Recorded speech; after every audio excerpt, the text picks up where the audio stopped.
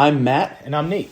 And this is Not Quite Religious, a podcast where a Christian pastor and former evangelical turned atheist have conversations about faith, religion, philosophy, and life while drinking coffee. Welcome to episode 29, and I just want to put a trigger warning, which I'm a liberal snowflake, that we are going to be talking about mental health problems, depression, bipolar, addiction, and Jesus.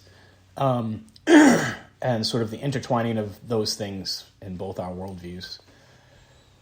So it's going to be a light, fluffy episode, sort of like talking about ghosts. Yeah. Yeah, and the relationship, I think, between this conversation and the one about ghosts is on that piece we were talking about in the last episode about counseling. Yeah. And demons, and you know, the actual difference between like I have a demon versus like I have trauma. Yeah. that's unresolved. Yeah, so I'm a depressed pastor. Which is why we drink coffee. Which we're still drinking this episode, the Stumptown Hairbender blend.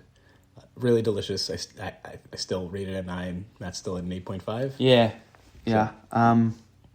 Citrus and dark chocolate are the combinations. So maybe that means you have a affinity for citrusy or dark chocolate. Oh, I love dark chocolate. Yeah. Because I like bitter things. Because you're a psychopath. So when I am buying coffee at Mocha Joe's or Terra Nova up my way, I'll look for descriptions that say dark chocolate on it. Okay. Every time you say Terra Nova, I think about the Acts 29 church that got me into Acts 29. Yeah, there's a church called Terra Nova in Troy. Yeah. They were like the first Acts 29 church in the Northeast. Mm-hmm. And I went to their first Acts 29 conference. There was like 15 of us in an office with a little worship band that had like electric drums because it was not even big enough to put in real drums. Yeah. And heard them speak and was like, yes. I'm not going to lie. That's kind of exciting. It was. I mean, I was the 4th Acts 29 church in New England. Maybe 5th. Yeah. Or Northeast, because it was like a small band of people. Where did they cut off the Northeast? Like Central Pennsylvania? Like anything east of I don't know. State College? When I was thinking more like, so there was Terra Nova and Troy. And so maybe I'm just thinking like a 3-hour drive radius from me. Yeah. There was Dave Pinkney's church, River of Grace in Concord. Yep.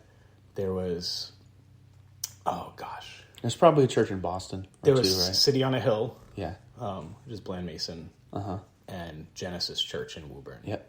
And Genesis Church hadn't gotten the full okay yet. Yeah. While they were assessing me. Yeah. And I think they got the okay a little bit later, so I guess I was the 5th okayed. Yeah. Oh.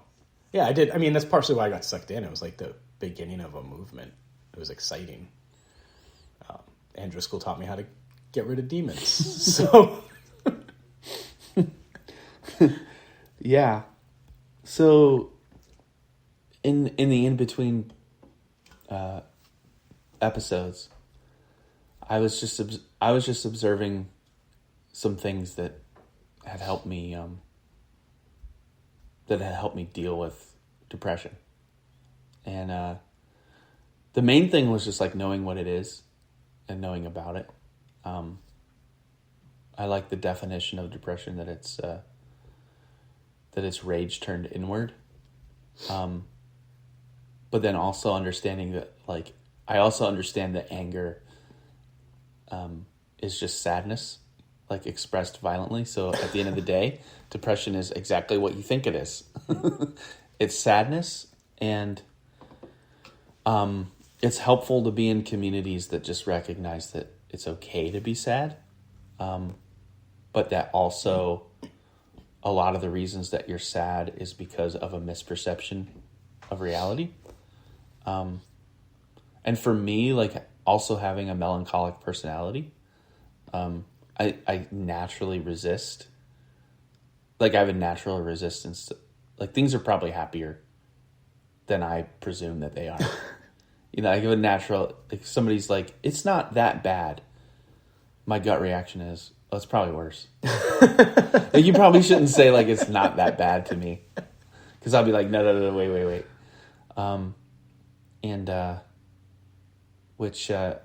That makes me want to pull up a quote that somebody sent me the other day, but that would probably take way too long. Maybe you could go on a monologue long enough that I could find it. I don't know if I'm saying anything that you can that resonates with you or that you can bounce off of. Yeah. But, so, I mean, when I was a pastor, I would have severe bouts of depression. Mm-hmm. And it turns out that, and also some pretty high ups. Yeah. Where in like one day I would plan out all my sermons for a year and write books and blog and do all these things. And it turns out I have bipolar. And that came out after I was a pastor. And I remember, so my therapist diagnosed me, and then, they're not a PhD, so they can't really diagnose. So they worked with my primary care because they were in the same building. And so pretty much were like, yeah, and they started me on meds, and they're like, but you should see a psychiatrist. So I'm seeing the psychiatrist in town, because PCPs generally don't like to prescribe mental health medication.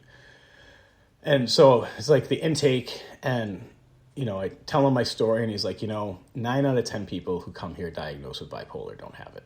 And I had this like sinking feeling, because I was like, no, bipolar explains so much.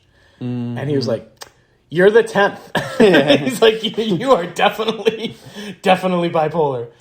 And I was like, oh, thank God, because like nothing else would have. And so it explained some of my spiritual experiences. Yeah. So I'm not only an outlier being an atheist and an anti-supernaturalist, I'm an outlier being someone with bipolar without a spiritual bent. The vast majority of people with bipolar are like very involved in charismatic religions. Yeah, that makes sense to me. I don't know that I could put it into words. Why do you think that is? I mean, partially, I think, and we'll get to this when we talk about addiction a little bit, there's a community that allows them to be safe. I think they also are delusional. Yeah. And most charismatic religions encourage delusion in one form or another. And I'm not saying all religion is delusion per se, although I think I've probably said that before. But the charismatic ones especially prey on delusion. Mm-hmm. I think charismatic religions prey on mental health crises. Mm-hmm. So someone who's, it can also just be the way the brain chemistry is. There's a lot of excitement in charismatic religions. Like, you go to these bigger Acts 29 conferences or Converge or Together for the Gospel, and you're surrounded by 10,000 people all singing worship songs and a rock experience, and it's from 7 a.m. to 8 p.m., and then you're getting coffee and talking about dreaming big and taking over the world. Like, there is something bipolar that, mania is just like, yeah. Huh. Yeah. Right? Because, like, so the hallmarks of bipolar are, depression and mania. And the depression is, lethargic, maybe suicidal, can't get out of bed, sad, tired, depressed, right? Yeah. And mania is like energy, plans. Some of the other hallmarks are like risky sexual behavior, unbelievable spending habits. Like, when you hear stories of people who have severe bipolar. So there's 4 types of bipolar. I'm bipolar 2, which means I tend more towards depression and have what's called hypomanic episodes, never full mania. Bipolar 1 tends to be more focused on full manic episodes with lower bouts of depression compared to bipolar 2.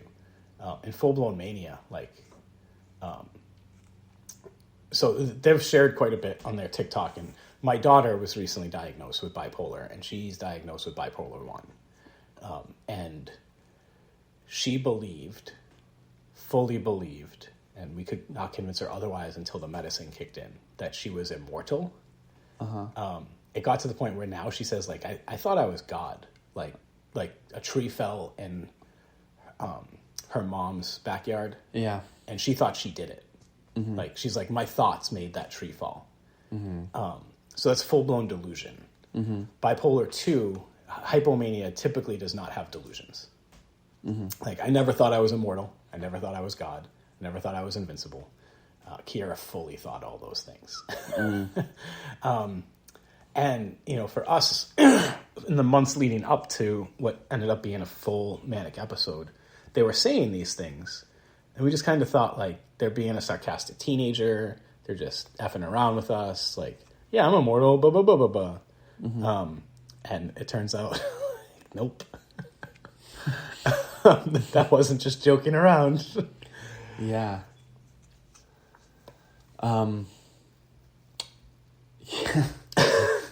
Radio silence. Do. Now, so to go back to, I guess, demon trials, like, those sorts of things happened when I was doing demon trials, and we attributed them to demonic possession instead of severe mental health crises. Right. Which ended up being extremely dangerous for one of my friends who ended up dying because of the way our church handled.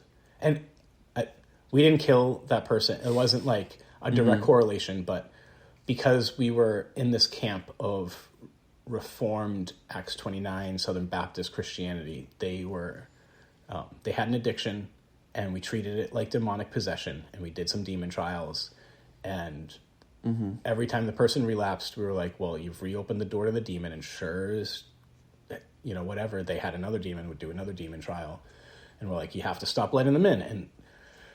And you know, we did some practical things like help them get rid of their drugs and whatever.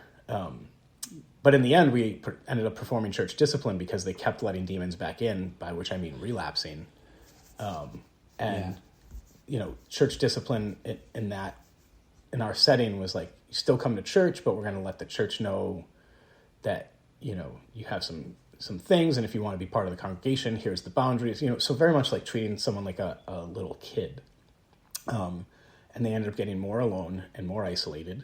And I think one of the things we were talking about is, like, isolation and loneliness are terrible for humans. Yep. But especially those with addictive tendencies. And so they ended up overdosing in a hotel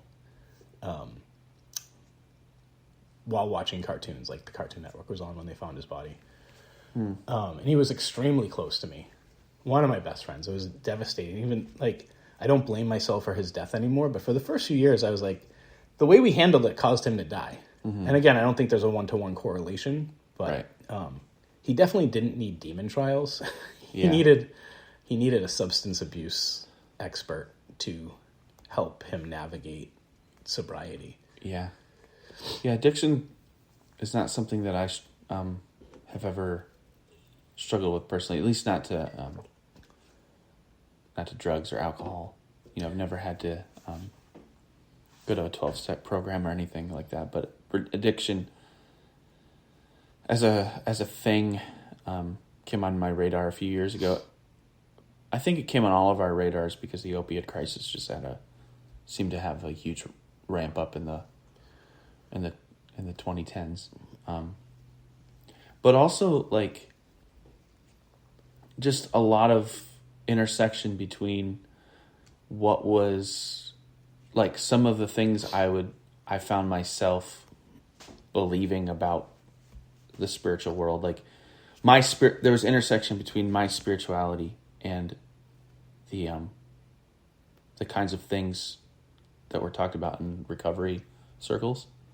And as I was getting in recovery circles, like, I saw the intersection. It's like, you're saying the same thing that I say when, you know, like, when you say, I need to, you know, like, the classic thing, like, the first step is admitting that you have a problem. Yeah. It's like, you could see how that correlates to a certain understanding of the gospel, or the first step is, like, confessing that, like, you're helpless and totally in need. And obviously it's mostly because the 12 steps are actually based on like Right. The Oxford Group, which is right. a Christian organization, right. had 6 steps, and Yep. Bill W. famously right. cut them in half, essentially. Each one, like, right. he was like, instead of step 1 being this and this, like, let's make it 2 steps. right. Right. So it has its root in Christianity. So around like 2018 and 2019, I had become, I think, persuaded, maybe neurotically almost, that if I was going to see like real salvation in the world, that it was going to happen in recovery settings.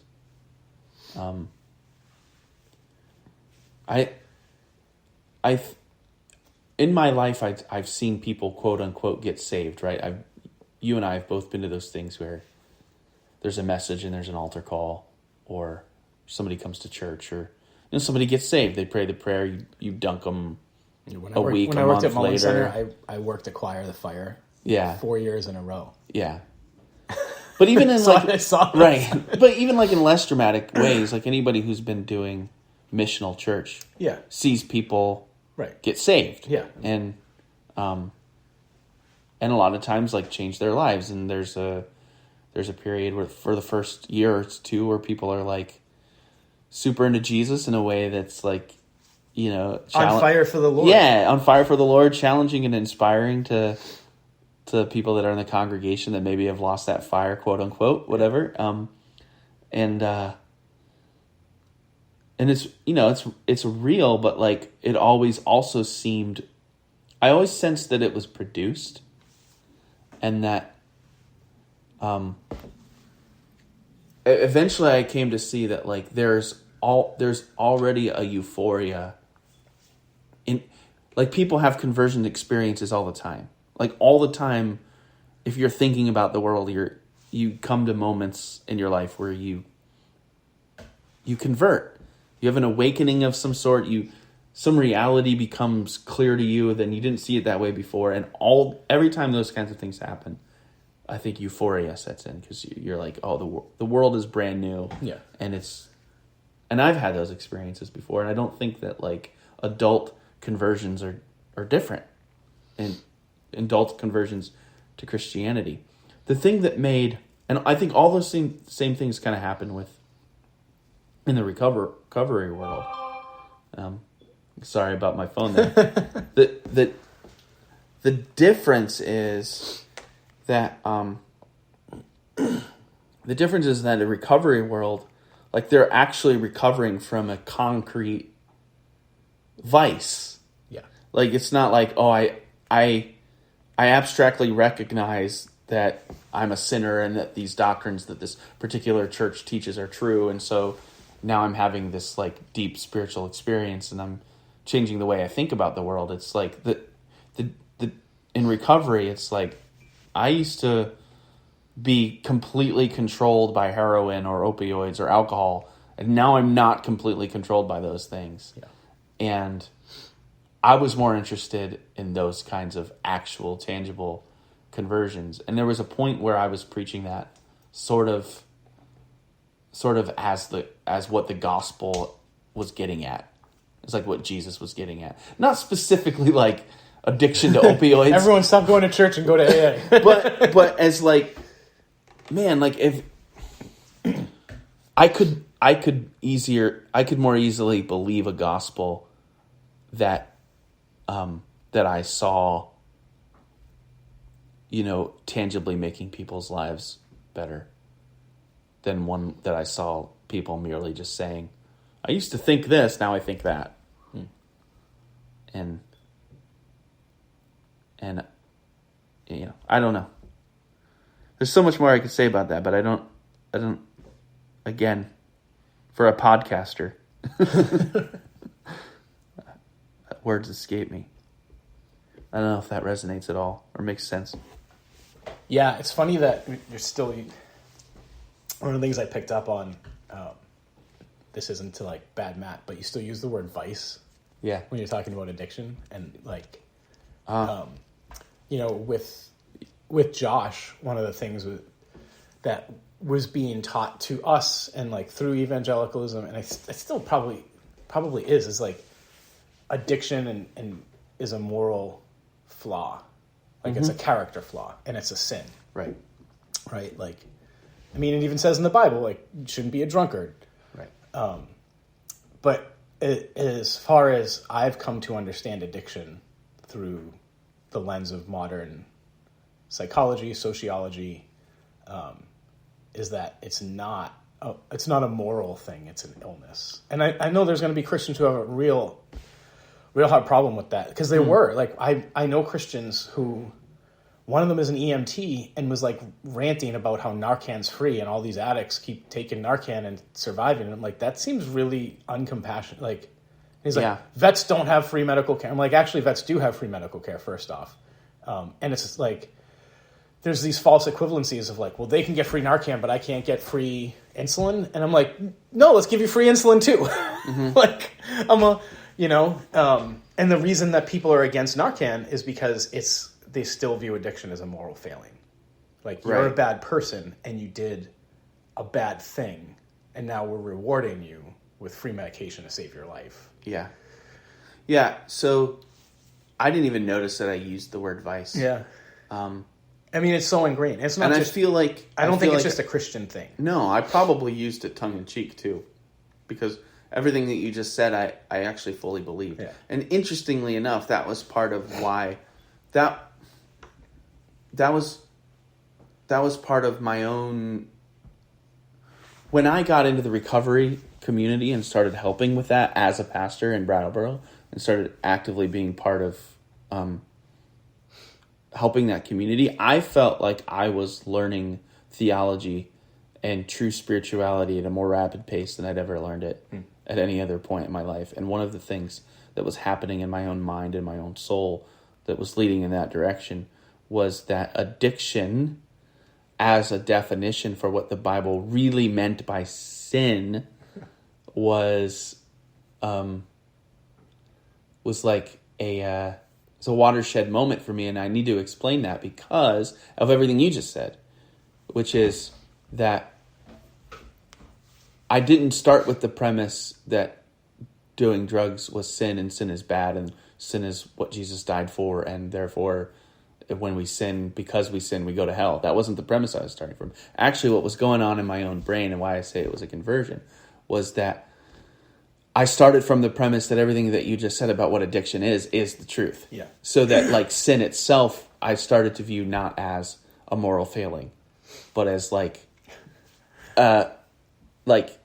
own nuanced definition of sin in my own mind became more like a compulsory thing that I do that's harmful to me and others.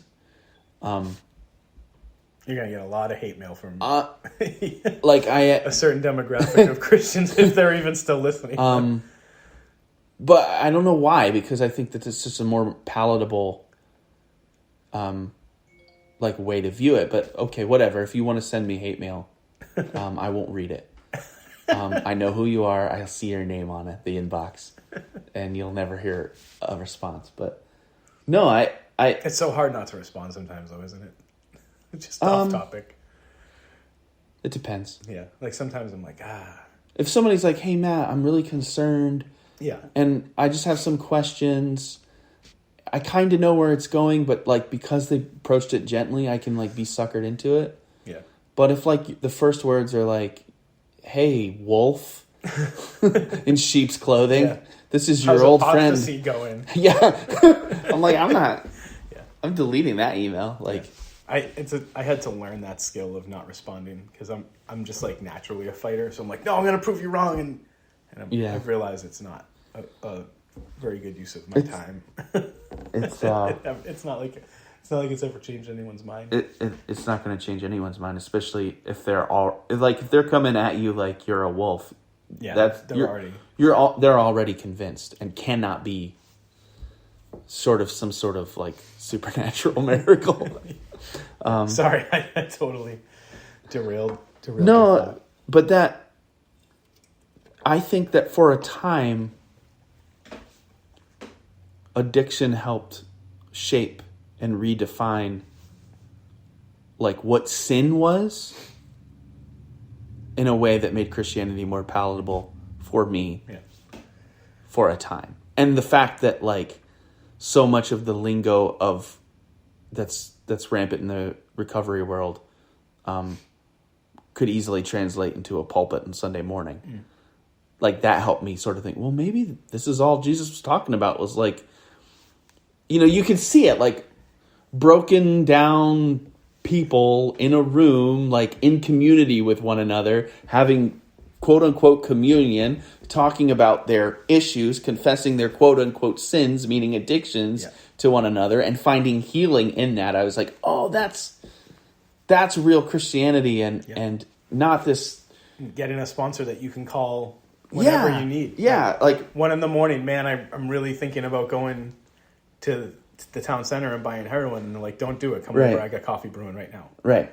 Exactly. Call your Christian friend at 2 a.m. and be like, man, I'm gonna look at porn if I don't do something. Can I come over to your house? And they're gonna be like, dude, it's 2 a.m. Right. We'll talk about this tomorrow. Right. So, yeah, and there's no the fact that there was like no AA like service.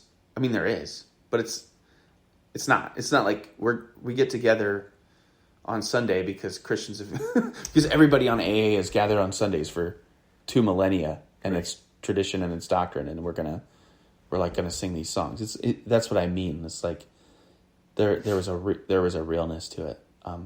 I think that I have unfortunately, I have a more cynical view than I did 4 years ago of that. But at the time, that was like, and it was an important step in the process of my own. Cynical how?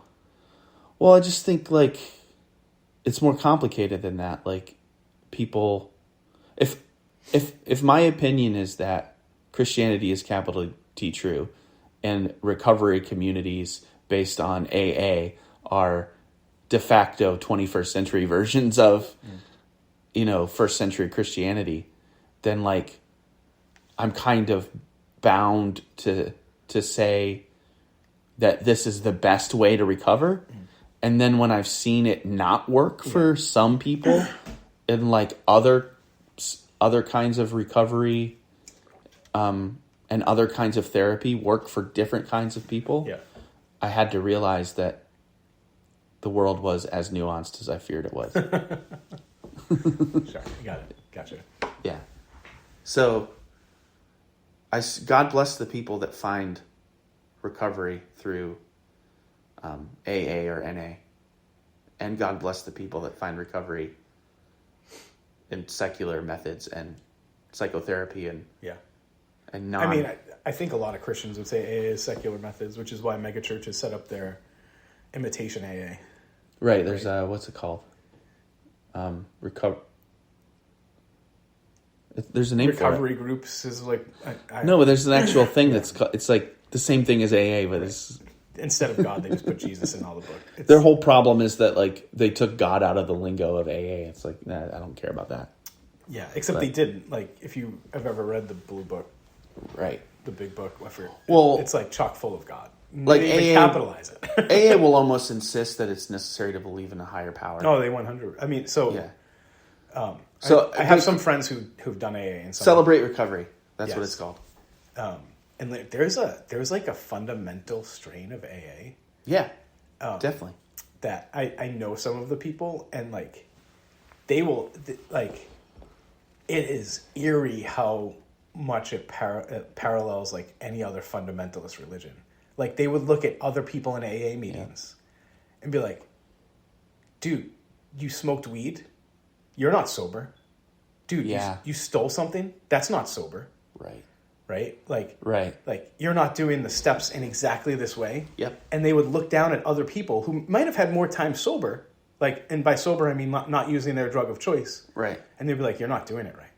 Right. Like this is the way to do AA." Uh-huh. I'm just like, dude. Yep. And that's also part of my disillusionment with AA is that I noticed a lot of people I ran into looked at it as a tool, and it says a tool that works for me. Right.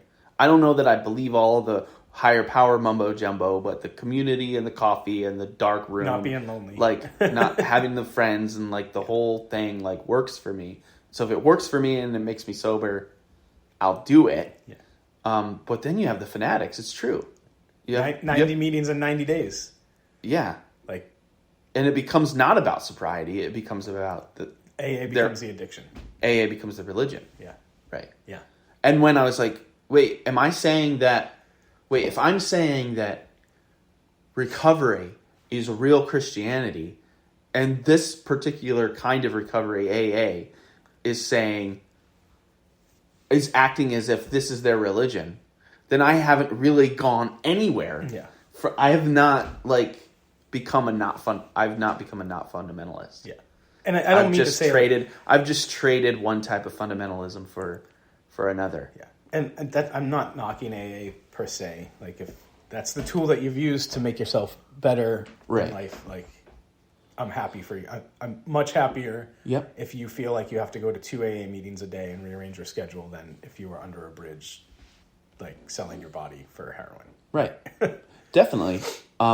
Yeah, it's not a... it's just an observation. It's not a commentary on the tool itself. Right. It's a commentary on the culture as it's become over time. Yeah, and just the for me, just how any dogmatic world, anything can become a dogmatic fundamentalist worldview.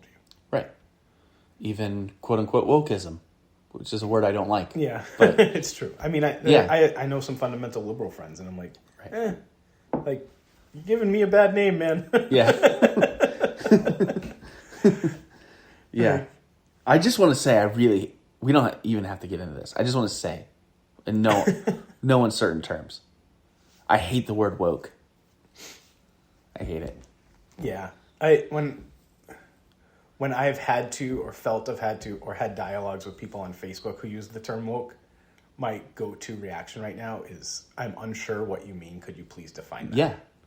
And I've never gotten a response that's like, it means this. They're always like, you know what it means. It's liberal propaganda. And I'm like, okay, what does that mean? Like, what propaganda? What? Right. CRT. It's a boogeyman. Right. I think it's starting to mean something in particular. You think so? I think it used to mean something in particular. Well, it definitely used to mean, because all things start out that way. You know, I had an African-American friend tell me before they left social media that I was the most woke white person they know, and they really appreciated the fact that I was not silent about some racial inequalities. And this is before Black Lives Matter. Like, this is... Yep. And I was like, what's woke mean? Right.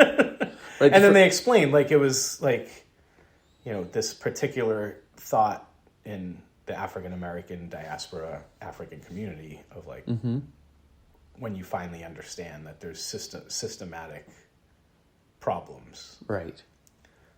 That's it. That's what it means to me. Not anymore. No. That's what's frustrating. Yeah. Because the first time I heard it was in the same context that you were just describing. Was from a black friend who, I don't know if they were telling me I was woke, but I don't remember the specific context, but basically what you just said is it. Like, the first time I heard woke, my understanding of what its definition was, you're woke to the fact that racism is systemic. Right. And not just individual. Yes. And not about individual prejudices, but it's about how black people are systemically harmed by the system as it is. Yeah. Now it means, I think, what I'm gathering, now it's people who are super sensitive to certain minority groups who are trying to cancel everybody who disagrees with their worldview and aren't interested in dialogue and are just interested in virtue signaling and don't really have a true understanding of the world. They just want to be mad on the internet and rail against every social injustice that they perceive. That aren't actually social injustices. That aren't actually social injustices. Which is like, yeah, there are people like that. right? Yeah, those are the ones that I'm like, stop being liberal and just shut your mouth, please. Like, there are people like that. I don't want to call them woke because I think that it's misappropriating something that's good. Yeah, I mean... Like, I think woke, as I initially understood it, was a good thing. Yeah. And now it's a bad thing. Yes. As it's understood in the vernacular. Yeah, I mean... As it's understood in the vernacular. I don't want to be woke. One of the things that capital C conservatives are way better at than capital L liberals is propagandizing things. Yeah, totally. So being able to take the term woke and twist it to mean what you just... I'm like, you're brilliant. Like, liberals don't do that. Liberals are like, we'll just use rationality and put things in front of people and they'll come to it. And I'm like, that's not how it works, man. It isn't. It's sad and depressing. Back to depression. Yeah, it's true. It's true. And now you have to... What are you going to do? You can't go against the collective. You can't just be like, actually, when I use the word woke, what I really mean is what my friend told me in 2014. Yeah, you just got to ditch the word. You got to ditch the word, and when you use it, now it has to have the negative connotations. Yeah. Right? It's brilliant. I hate it. I mean, Orwell, right? If you control the language, you control. Right. The only thing you can do with it is accept that it is as it is, and try to come up with a different word. You have to come up with a different word to say the thing that you want to say, which eventually will get bastardized. Yeah. And then you'll have to come up with a different word. Right. That's how that works. Yeah, I mean, even the words liberal and conservative are bastardizations of what they meant. Right. Like liberal was a bad thing, and it's like you know the founding fathers were liberals. Right? like the conservatives were the Tories who were like, right, we should bow down to the king, and the liberals were like, or we could have rights that are inalienable, like life, liberty, and the pursuit of happiness. And the Tories are like, no, the king's divine. Right. Right. Yeah, founding fathers are liberals, guys. I think, but the terms have been both of those conservative have been so twisted. That I don't even think conservative means not wanting to change the status quo anymore.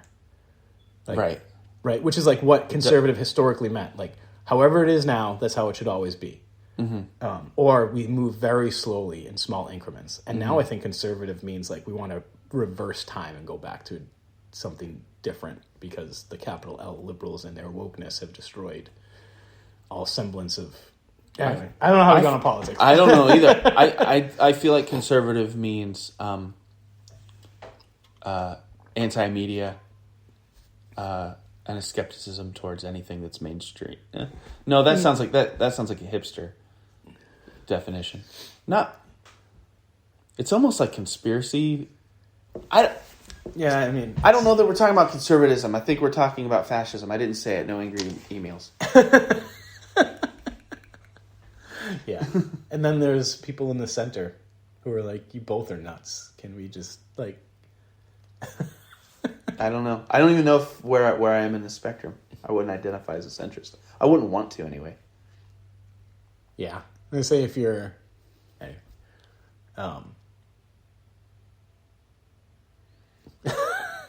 mental health. Sorry about the politics rant. Although, I think some of these conspiracy theories, things like that, they look like mental health problems. Yeah. I think there's such a thing as a collective mental health crisis, and not just everybody's. What I mean is there is a mental health crisis in the sense that lots of individuals are struggling with their mental health, but I think there's also a thing. Collective hysteria. Yeah. Collective. Which goes back to my last episode where Vita Nova had what I described as a hysterical month of demon possession, demon trials. Yeah. I think that being an individual in any case is really hard But I think in politically polarizing times like ours, it is almost impossible. Even I am still holding out on not joining a tribe of like not owning a label. Yeah. But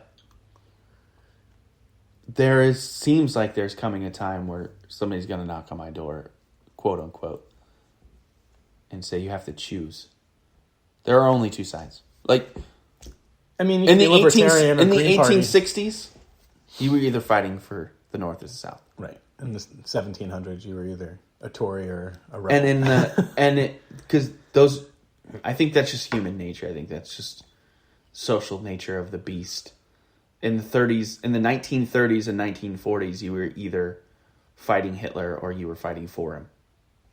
Yeah.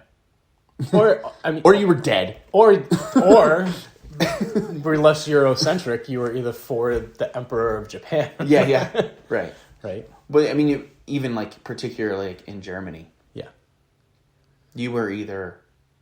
There was no such thing as it didn't matter if you were privately against Hitler, if you were marching down the streets. Yeah, like nobody was like, oh, he's a good guy, he's privately against this. Yeah, like no, you're not privately against it. There's no such thing as being privately against Nazism in the 1940s, right? So like, yeah, silence is complacency, right? So that's or support, right? So, I mean, I don't think that that's always true, but what I'm saying is we live in times now that feel like they're increasingly getting towards that, where it's like people like me who want to insist that we're all made in the image of God and we're all the same thing and we all come from and flow to the same thing and we're all part of the same thing and we're all one in this thing that we call the universe, multiverse, whatever it is. It's like we're all people like me that want to insist on those things are increasingly like being told, no, you have to pick a side. And the truth is, at some point, you do. When two guns are pointing at each other, you have to pick a gun. Yeah, I mean, I will say I know quite a few pastors who tend to be more orthodox, who feel very much the same like you, but are continually saying, like, I'm not going to pick a side. And then I have old seminary professors who are like, nope, this is the side and it's the right side. And if you're telling people not to pick a side or you're picking the other side, then you're in blatant sin. Right. And then I have liberal pastor friends who are like, I'm also on the right, you know? Yep. But I think I have the most respect for the pastors who are saying, like, it's neither A nor B. Like, you're both wrong and broken, and neither one of those sides is going to lead to paradise. And, you know, at least as I... Right, because Jesus is like, not Rome and not Pharisee, this other thing. And I think some of those pastors are like, let's do the other thing. Yeah, I think that the main thing is that Jesus wasn't able to survive the politics of his own time. Right? Like... Yeah, and I mean, that might be what some of these pastors have to choose. Yes. Because he didn't say... He did... When they tried to pin him, interestingly enough, he said, give to Caesar what is Caesar's and give to God what is God's. But what he didn't mean was, you guys shouldn't be picking sides. Like, I don't know. I feel like what he did, and maybe I'm more projecting, probably. It's always the case anyway. Who cares? We're all projecting everybody. I'll listen to any of you. But like, the stuff that Jesus was doing, healing, was messing everything up. It was messing the hierarchy up. It was messing the social order up. That was the thing that it did. It wasn't that he was going around spouting doctrines of the Trinity, or that he was going around saying things that were too liberal. It was that he was actually doing things that were having an actual effect on the order of society, and that's not the same thing as like going on social media and being like, you're not okay. So if you go on social media now, you got me worked up. I've probably never been this worked up on the podcast, but like if you go on social media and you say, Christian nationalism is idolatry and Trump is the Antichrist, and any Christian who's following him is actually not following Jesus. Like, fine, you can say that, but that's not the same thing as Jesus going to the temple and flipping tables. Yeah. It's not, and that's what they'll say to like the people that come back at them, the conservatives that come back at them and say, you're a compromiser, you've lost the faith. Be like, well, Jesus was persecuted for his faith. I'm like, Jesus was crucified, like for actually messing things up. Yeah. Whereas what you're doing is wokeism, and that's already part of the culture. You're not flipping tables. You're not turning tables. You're not doing anything that screws anything up. You're not hanging out with addicts under a bridge, right? But helping them heal. Yeah, right. But also, like, if it so turns out that the United States of America becomes a clearly totalitarian place, and you go, I'm not going to follow this, nationalistic, theocratic thing that we're doing. That's closer to the kind of thing that Jesus had in mind. Like, not like, no, I'm going to set up my own Marxist utopia over here and fight against your fascist utopia. Yeah. But I'm not buying in. I'm just going to go over here and do whatever I want. I don't care what the rest of you are doing. The totalitarian regime's not ever going to be like, oh, you can do what you want. Right. So when it gets to that point, that's when you can. That's the only time you can say politically, oh, I'm like Jesus. Is in the situation where it's actually a totalitarian government, and you end up like Bonhoeffer on the hangman's, whatever they call it, gallows. Yeah. Rant over. I think it was a productive rant, though, because I think we've talked about this, and we're way off the topic of mental health, but how both liberals and conservatives co-opt Jesus for their own, right? So they'll cherry pick verses and cherry pick their worldview to say Jesus was a conservative or Jesus was a liberal, and like you said, it's like much more projecting what they want their Jesus to be, so that their worldview is correct, and they can. Yeah, Jesus was Jesus, and I'm a Christian pastor, and I still don't know exactly what it looks like politically to follow him, and I wish more pastors would say that. Yeah. But it feels like they're saying, no, I know exactly what it looks like to follow Jesus politically. Well, and I mean, I don't know if this isn't okay to share, we can cut it out, but you said you've gotten more, that in your first 30 years of life, you have been called a heretic, an apostate, or a sheep 0 times. Yes. And since Trumpism... You've been called it quite a bit because you're not on the Trump train. Yeah. And I defy my critics to, you could scour my social media and find a time that I've denied that Jesus is Lord, that he's God, that he died on the cross. I think you've been very clear on this podcast, too. You're like... that he rose from the dead. Yeah. That God is real. That the Bible isn't the inspired word of God. Yeah. Find that post. Right. Yeah. And even in our private conversations, you've never said any of those things. Right. Because I believe Jesus rose from the dead. Right. Physically.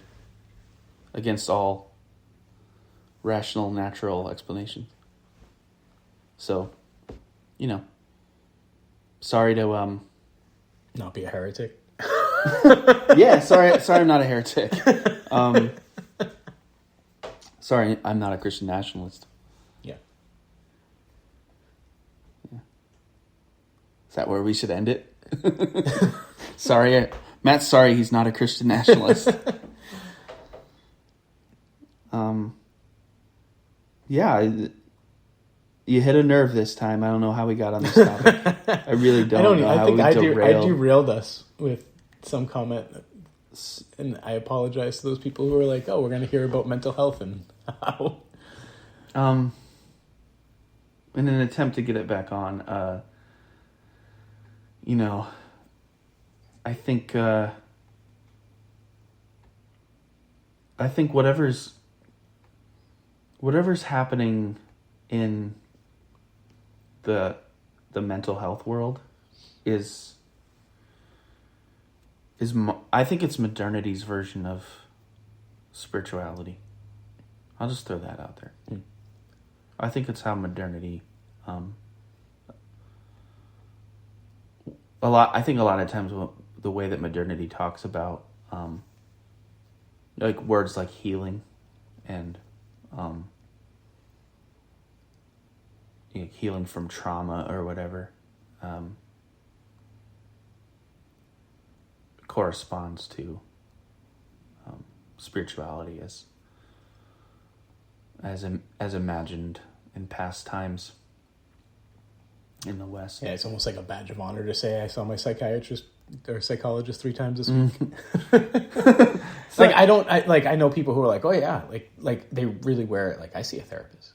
Everyone should see a therapist. Oh yeah, that's not what I meant, but that's true. I'm like, I want to grow out of therapy. Yeah. Like, my goal is to like get well enough that I don't. I guess what I'm saying is, like, what does the modern person mean when they say soul? I don't know that we have the same conception of the soul. Yeah, I think they would just mean psyche. Yeah, right. That's kind of my point. Except for those people who believe in ghosts. Right? I mean, honestly. Yeah. Even then, though, I think there's... most of us, when we say the word soul, like, I do think we mean psyche. We mean, like, our person, our personality, but I don't know. I don't know that the ancients separated mind from soul like we do. Like, we think of mind as like it's almost like we think of the mind as the thinking thing and the soul as the feeling thing. I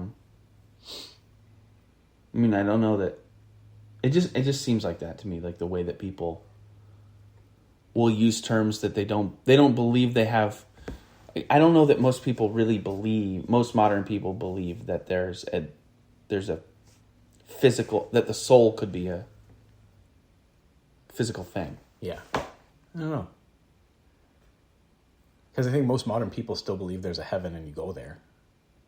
Or like, really believe it? Yeah. I think I'm the minority. Right? I'm like, there's no such thing as supernatural. When you're dead, you're dead. Your atoms get recycled in the universe, and like, that's it. There's no sentimentality. You're not going to see your loved ones again. Sparky is not waiting for you. Yeah. With his leash on. Like, you're dead. That's it. I think they convince themselves they believe it. I think most people are maybe willfully deluded again. I think they believe that they believe it. Yeah. But then why do they believe in ghosts? Why because the idea of a world not haunted by demons depresses them? Yeah. We're back to that. We did get back to mental health. Yeah. So the last thing I want to say, I guess, is I find all forms of fundamentalism, even atheist fundamentalism, to be incredibly scary. We're like on that. So, like, conservative, liberal, woken, not woke, like, evangelical AAers, and by that I don't mean Christian AAers, like the super hardcore, it's my way or the highway. They scare me. All of them. All of it. Like, because whenever you put principles over people, yeah, really bad things can happen really quickly. Yep. And that's what happened with Josh and Vita Nova. That's it. Yeah, I think that's a good way to say it whenever you put principles over people. Like, I would say that my principle is people, and I think that should be people's principle. Yeah. And if your principle is people, it means that you're... if your principle is people, it means that you're... Such a tongue twister. If your principle is people, then it means that that your principle is not really a principle, right? Because people are nuanced and complicated and complex, and like, we're constantly discovering new things about what it means to be a person and be alive and to live in the universe, which is sort of what this podcast is all about. Like, but I guess there's security for some, maybe for most, being like, no, I know this is the way things are. Yeah. I operate the opposite. As soon as somebody says that, I'm just like, I feel like as soon as you say that, you're saying I'm no longer willing to listen to another person's true feelings, and I'll only listen if they correspond. Yeah. You get yourself in this place where you have to, you have to have an enemy, and it has to have a face. Yeah, and I think it's a bad place. You know, when we talk about mental health crisis in the West, I think it's especially, and more so in America. Like, other countries don't quite, they have it different. Like, every culture expresses it slightly different, but at least in the U.S., I think a lot of the mental health crises is made worse because of that sort of isolationist principle thinking, where if people who have depression or addiction, what they need is other people around them who love them regardless of differing principles. Mm-hmm. So, like, you're a liberal, I'm a conservative, but you have a drug problem. I used to have a drug problem. Let's hang out. Right. Let's get rid of our labels, and we're just two people who had drug problems trying to help each other. Right. And like you said, with your depression, like, hanging out with people, reading the Bible, meditating is what you've found. Yeah. Right? And so it's like, I don't want to isolate and I don't want to be lonely. And the more we can get people to not isolate and help people not feel lonely, the better their mental health is going to be. Yeah. To what end? Yeah. And that's always my question, is I can't escape. I guess it would be teleology or ontology. To what end is good, and what is good. But I don't mind opening that can for further podcasts. Yeah, sounds good. If you're having a mental health crisis, there are resources available. I'll put them in the show notes.